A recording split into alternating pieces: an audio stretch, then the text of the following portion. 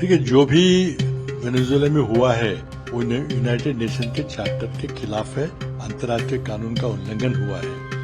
भारत कोई स्टैंड लेता नहीं है, ना तो यूक्रेन स्टैंड तो कोई सही गलत का कोई स्टैंड लिया। इस तरह से बच के नहीं चलेगा, अब दोनों को नहीं खुश कर सकते। इस मामले में कोई ना कोई तो गलत है।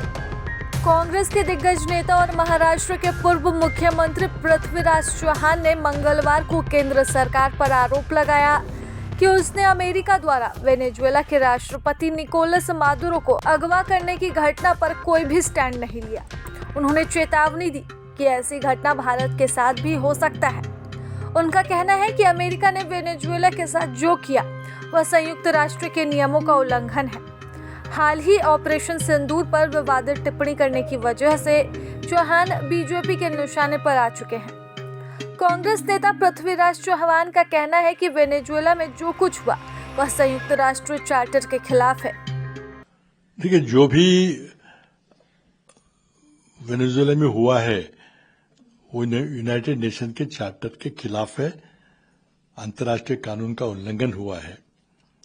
अब क्या कारण था, क्या अमेरिका के पास कोई ठोस सबूत है कि निकोलस माडुरो जो वेनेजुएला के राष्ट्रपति है, चुने हुए राष्ट्रपति हैं, उनकी चाहे नीति आपको पसंद ना हो लेकिन लोगों ने उनको चुना हुआ है, अगर वो स्मगलिंग में इन्वॉल्व है तो कुछ बात हो सकती है, आप उसका सबूत दीजिए।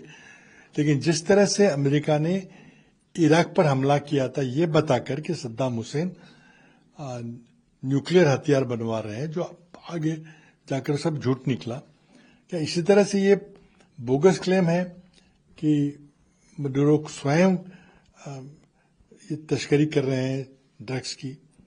तो इसका कोई सबूत मिलना चाहिए, सबूत नहीं मिल रहा है। अब देखिए, सारी कार्रवाई वेनेजुएला के तेल के ऊपर निर्भर करती है, क्योंकि वेनेजुएला के पास दुनिया के सबसे बड़ा तेलों के भंडार है और उसको अमेरिका की उस पर उनकी नजर है कि किस तरह से तेल हथियार है।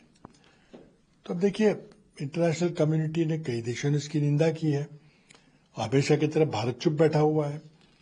भारत कोई स्टैंड लेता नहीं है, ना तो यूक्रेन स्टैंड में कोई सही गलत का कोई स्टैंड लिया, ना इजराइल हमास के बीच में जो लड़ाई हुई उसमें कोई स्टैंड लिया, जबकि गाजा स्ट्रिप में जेनोसाइड हो रहा था, लेकिन भारत चुप बैठा रहा।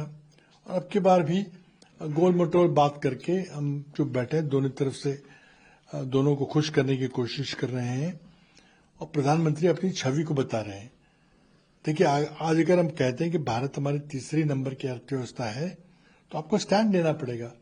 अगर आप सिक्योरिटी काउंसिल के परमानेंट मेंबर बनना चाहते हैं तो आपको कुछ भूमिका निभानी पड़ेगी।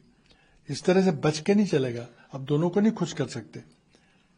इस मामले में कोई ना कोई तो गलत है, तो कौन गलत है उसका आपको फैसला करना पड़ेगा और एक सार्वभौम राष्ट्र के रूप से अपनी बात कहनी पड़ेगी अंतर्राष्ट्रीय हाई टेबल पर, लेकिन वो होते दिखता नहीं है। एक चुने हुए राष्ट्रपति को अगवा किया गया। यह बहुत ही चिंता की बात है कि यह कल दुनिया में किसी भी देश के साथ हो सकता है, कल यह भारत के साथ भी हो सकता है। उनका कहना है कि भारत ने सामान्य तरह से नहीं बोला, वेनेजुएला के मामले में कोई स्टैंड नहीं लिया। रूस और चीन ने स्टैंड लिया और अमेरिका ने जो किया उसकी आलोचना भी की। अब यूक्रेन युद्ध में भी यही हुआ, हमने किसी भी पक्ष का स्टैंड नहीं लिया। हमने इजराइल हमास मामले को भी कोई स्टैंड नहीं लिया और अब यहाँ अमेरिकियों में इतने डरे हुए हैं कि जो हुआ उसकी आलोचना की भी कोशिश नहीं कर रहे हैं। इतना ही नहीं, एक और इंटरव्यू में कांग्रेस नेता ने अमेरिका की ओर से भारत पर लगाए गए 50% टैरिफ के बाद की परिस्थितियों को भी भड़काऊ बताया और उस पर भी अपनी प्रतिक्रिया दी। वो कहते हैं कि अब सवाल ये है कि वेनेजुएला में जो हुआ क्या उस तरह का भारत में भी होगा? हमारे प्रधानमंत्री को ट्रम्प साहब किडनैप करके ले जाएंगे? क्या अब यही बात बच गई है? दरअसल वेनेजुएला में अमेरिकी सेना के घुसने और वहां के राष्ट्रपति निकोलस मादुरो और उनकी पत्नी सिलिया फ्लोरेस को जबरन अगवा करके अमेरिका ले जाने पर विदेश मंत्रालय ने अपनी प्रतिक्रिया में कहा कि वेनेजुएला में अभी जो कुछ हुआ है वह बहुत ही गंभीर स्थिति का मामला है। हम पैदा हो रहे हालातों की गंभीरता से निगरानी कर रहे हैं। अब इस बयान में यह भी कहा गया कि हम सभी संबंधित पक्षों से मामले को बातचीत के जरिए शांतिपूर्ण तरीके से समाधान की मांग करते हैं, जिससे क्षेत्र में शांति और स्थिरता स्थापित हो सके।